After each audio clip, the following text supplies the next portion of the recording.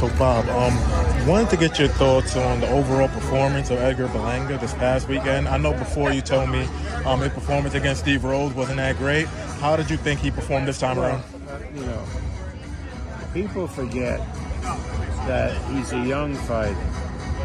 And with young fighters, they have uneven performances.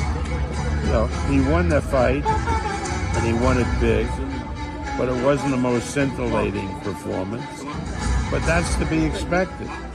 So I know a lot of people say they were disappointed with how he performed, but I wasn't. I thought he showed good boxing ability, and he clearly won the fight. In your honest opinion, is the expectations on Edgar just way too high? Yeah, he's a big knockout guy and all of that sort of stuff.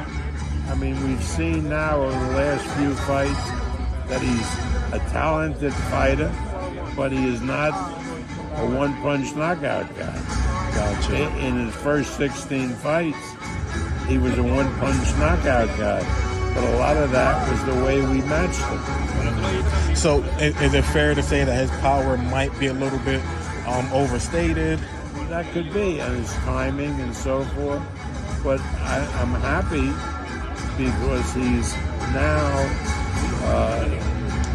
experienced a longer fight, and he knows that he can go the distance.